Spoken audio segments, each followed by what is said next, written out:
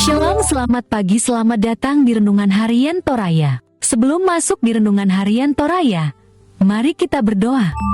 Bapa di dalam nama Tuhan Yesus, kami akan baca firman-Mu, biarlah firman-Mu tetap tinggal di hati kami, dan kami lakukan setiap hari di dalam nama Tuhan Yesus, amin.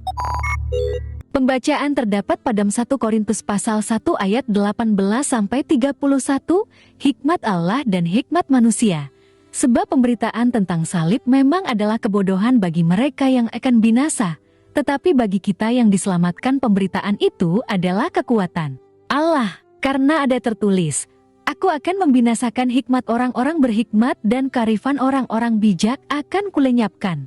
Di manakah orang yang berhikmat? Di manakah ahli Taurat? Di manakah pembantah dari dunia ini? Bukankah Allah telah membuat hikmat dunia ini menjadi kebodohan? Olah karena dunia dalam hikmat Allah tidak mengenal Allah oleh hikmatnya, maka Allah berkenan menyelamatkan mereka yang percaya oleh kebodohan pemberitaan Injil. Orang-orang Yahudi menghendaki tanda dan orang-orang Yunani mencari hikmat, tetapi kami memberitakan Kristus yang disalibkan, untuk orang-orang Yahudi suatu batu sandungan dan untuk orang-orang bukan Yahudi suatu kebodohan, tetapi untuk mereka yang dipanggil, baik orang Yahudi maupun orang bukan Yahudi, Kristus adalah kekuatan Allah dan hikmat Allah, sebab yang bodoh dari Allah lebih besar hikmatnya daripada manusia dan yang lemah dari Allah lebih kuat daripada manusia.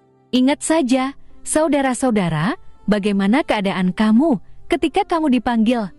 Menurut ukuran manusia tidak banyak orang yang bijak, tidak banyak orang yang berpengaruh, tidak banyak orang yang terpandang. Tetapi apa yang bodoh bagi dunia, dipilih Allah untuk memalukan orang-orang yang berhikmat, dan apa yang lemah bagi dunia, dipilih Allah untuk memalukan apa yang kuat. Jam 1:28 dan apa yang tidak terpandang dan yang hina bagi dunia, dipilih Allah.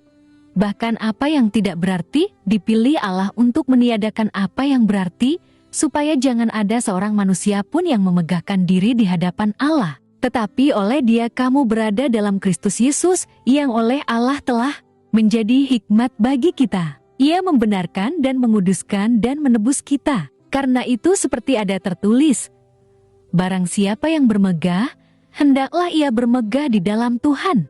Tema hari ini adalah, berkimatlah, salib bukanlah kebodohan, kina kami, dami, sanga, papapeta, tupita.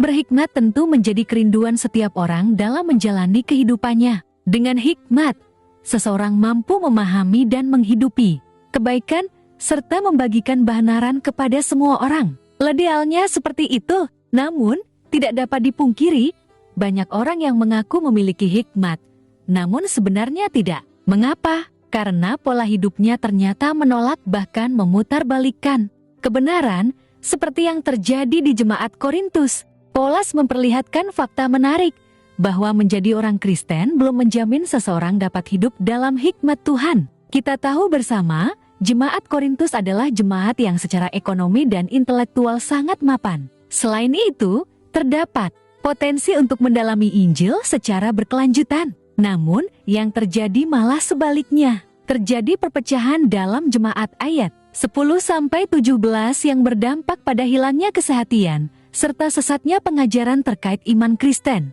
Parahnya lagi, sebagian orang melihat salib Yesus Kristus sebagai kebodohan yang tidak mendatangkan kebaikan. Tampaknya, pengetahuan dan kepandaian telah membutakan iman mereka, sehingga sesuatu yang tidak masuk akal akan ditolak. Bagi Paulus, cara mereka justru memperlihatkan kebodohan. Mengapa? Karena salib yang mereka lihat sebagai kebodohan ternyata justru membawa kehidupan. Tuhan Yesus berkati bukti betapa besarnya kasih Allah bagi kita. Salib adalah hikmat dan tanda karya Allah yang sempurna dalam menyelamatkan dunia ini. Dengan salib, kita yang awalnya binasa, kini telah memperoleh hidup yang kekal di dalam Dia. Salib juga telah membawa kita kepada komunitas baru, yakni keluarga Allah yang harus terus berada dalam tuntunan hikmat-Nya. Marilah terus mewartakan bahwa salib adalah kekuatan Allah, bukan kebodohan. Amin. Mari kita berdoa. Bapa di dalam nama Tuhan Yesus, Kami sudah baca firman-Mu, biarlah firman-Mu tetap tinggal di hati kami, dan kami lakukan setiap hari di dalam nama Tuhan Yesus. Amin.